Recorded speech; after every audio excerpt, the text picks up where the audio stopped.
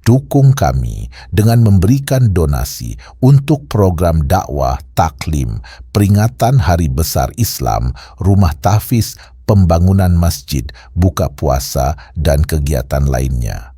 Yang nonton video ini sampai akhir, semoga rezekinya terus mengalir sederas aliran sungai dan seluas hamparan lautan.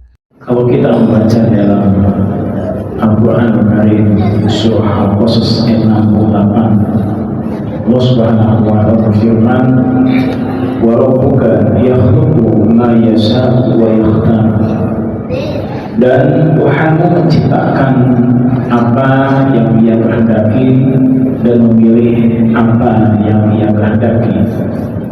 Maka ayat ini menegaskan kepada kita sebagai orang yang beriman, meyakini bahwa segala sesuatu adalah ciptaan Allah Subhanahu wa ta'ala, dan kita meyakini bahwa Allah Subhanahu wa ta'ala berkehendak atas segala sesuatu itu. Ketika Allah Subhanahu wa ta'ala memilih tempat yang mulia, Makkah dan Madinah, maka itu menjadi sebuah kehendak Allah Subhanahu wa ta'ala. Ketika Allah Subhanahu wa ta'ala memilih manusia-manusia yang kemudian dijadikan oleh para nabi dan rasul, maka itu pun bagian daripada kehendak Allah Subhanahu wa ta'ala. Maka termasuk ketika Allah Subhanahu wa ta'ala memilih nama bulan Ramadan untuk dijadikan satu-satunya nama bulan yang tersebut dalam Al-Quran, maka itu pun bagian daripada kehendak Allah Subhanahu wa ta'ala. Nah, hadirin beriman, maka keberadaan kita pada malam hari ini atas perintah Allah Subhanahu wa ta'ala menjalankan bentuk pengabdian kita di hadapan Allah Subhanahu wa ta'ala di bulan yang Allah Subhanahu wa ta'ala kehendaki sebagai bulan satu-satunya yang disebut dalam Al-Quran sebagai nama yang disebut oleh Allah Subhanahu wa ta'ala. Kalau kita membaca dalam Al-Quran surah Al-Baqarah 185, A'udzubillahi minasyaitonir rajim, syahru Ramadan unzila fihi al-Qur'an, bahwa Allah langsung menyebutkan nama bulan Ramadan tersebut langsung oleh Allah Subhanahu wa ta'ala. Tidak ada nama-nama bulan yang lain yang secara tekstual dalam Al-Quran Allah sebutkan namanya langsung. Kalau kita mengetahui nama-nama bulan yang haram yang dimuliakan Allah, Dzulqa'dah, Dzulhijjah, Muharram, Rajab, maka dalam Al-Quran tidak ada nama langsung nama-nama bulan itu, kecuali jika kita kemudian membaca tafsir daripada ayat-ayat yang menunjukkan nama bulan-bulan itu.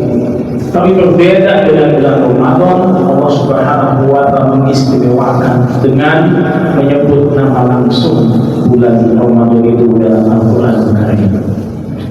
Nah, hadirin beriman, maka kalau kita melihat di dalam Al-Quran dan hadis-hadis Nabi Muhammad SAW, bagaimana Allah Subhanahu wa ta'ala kemudian memuliakan bulan Ramadan itu dengan kemuliaan yang sangat luar biasa. Yang pertama, hadirin beriman, bahwa bulan Ramadan disebut dengan Syahrul Quran, bulan pertama kali Allah Subhanahu wa ta'ala menurunkan Al-Quran Karim kepada Nabi Muhammad SAW, dan itu terjadi pada bulan Ramadan.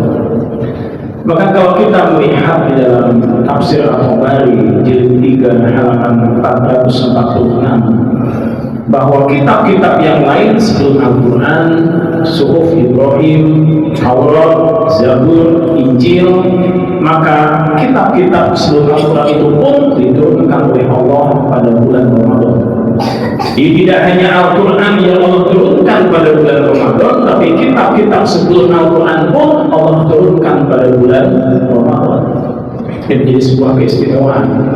Bahkan lebih jelasnya lagi, kalau kita membaca dalam tafsir Al-Kafir di 1 halaman 501, beliau mengutip riwayat Imam Ahmad dari sahabat Wa'ilah bin Al-Asqa.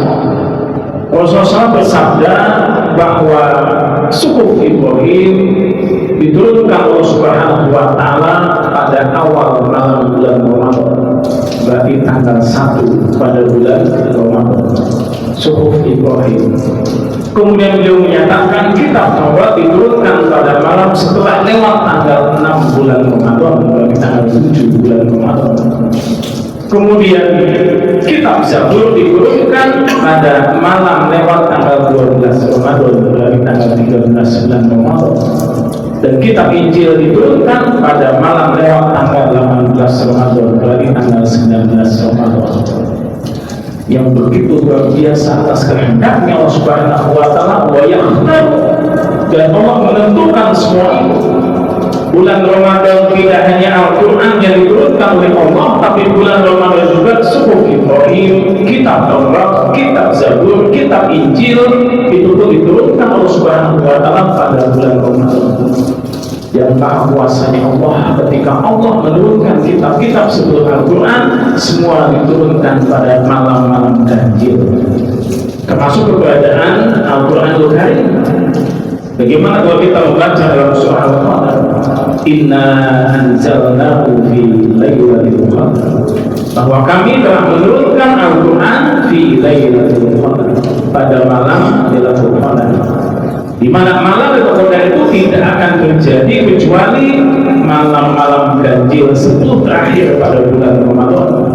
Bisa malam ke-21, 23, 25, 27, 29, menunjukkan kekuasaan Allah wa yakhtaru terhadap kaitan dengan kehendak Allah Subhanahu wa Ta'ala untuk memilih apa yang dikehendaki oleh Allah Subhanahu wa Ta'ala. Kemudian yang kedua, dari iman, kalau kita membaca keistimewaan bulan Ramadan sebagaimana yang disampaikan oleh Nabi Muhammad SAW dalam hadis riwayat Bukhari Muslim, qala Rasulullah SAW, idza dakhala Ramadan futihat abwabul jannah wa ghuliqat abwabul jahannam wa sulsilatus syayatin. Kata Nabi, apabila datang bulan Ramadan, maka pintu-pintu surga dibuka lebar-lebar oleh Allah Subhanahu wa Ta'ala. Wa ghuliqat abwabul jahannam, dan pintu-pintu neraka ditutup rapat-rapat oleh Allah Subhanahu wa Ta'ala. Wa sulsilatus syayatin, dan dibelenggunya setan-setan. Nah, hadirin khotimah, oleh para ulama ada dua makna terkait dengan pintu surga itu terbuka, pintu neraka itu tertutup, setan-setan itu dibelenggu. Makna yang pertama menunjukkan makna hakiki, makna yang sebenarnya, bahwa memang benar pintu-pintu surga pada bulan Ramadan dibukakan oleh Allah Subhanahu wa Ta'ala, sehingga kebaikan-kebaikan yang dilakukan oleh hamba-hamba Allah lebih berpeluang besar dibandingkan dengan melakukan keburukan-keburukan. Sementara pintu neraka ditutup rapat-rapat, secara makna hakiki memang benar pintu neraka ditutupkan oleh Allah. Tapi makna majazinya bahwa peluang-peluang untuk melakukan keburukan-keburukan pada bulan Ramadan lebih berpeluang sedikit dibandingkan dengan kebaikan-kebaikan. Dan yang ketiga, diikatnya setan-setan. Benar bahwa setan selama bulan Ramadan diikat oleh Allah Subhanahu wa Ta'ala, makna hakikinya. Makna majazinya bahwa pada bulan Ramadan kebaikan-kebaikan lebih ditampakkan dibandingkan dengan keburukan-keburukan. Berbeda dengan bulan-bulan yang lain, ketika kita menjalankan ibadah saum pada bulan yang lain, beratnya luar biasa, tantangannya luar biasa, godaannya luar biasa. Tapi ketika datang bulan Ramadan, ringan kita menjalankan ibadah saum itu. Meskipun Nabi ketika bulan Syawal memperbanyak ibadah saum untuk mempersiapkan saum pada bulan Ramadan. Tapi kalau kita tidak ada persiapan, mau tidak mau suka tidak suka, ketika kita menjalankan ibadah saum itu, Allah memberikan kekuatan pada bulan Ramadan. Berbeda dengan bulan-bulan yang lainnya. Maka itu menjadi sebuah keistimewaan yang Allah Subhanahu wa Ta'ala berikan kepada hamba-hambanya ibadah pada bulan Ramadan. Kemudian yang selanjutnya dari iman bahwa bulan Ramadan itu Allah menentukan ada satu malam yang disebut dengan malam Lailatul Qadar. Kalau Ibnu Hajar Al-Asqalani, beliau memaknai makna malam Lailatul Qadar itu dengan 3 makna. Yang pertama, Lailatul Qadar disebut dengan malam kemuliaan, malam hormat, di mana Allah Subhanahu wa Ta'ala memuliakan malam itu melebihi daripada 1000 bulan.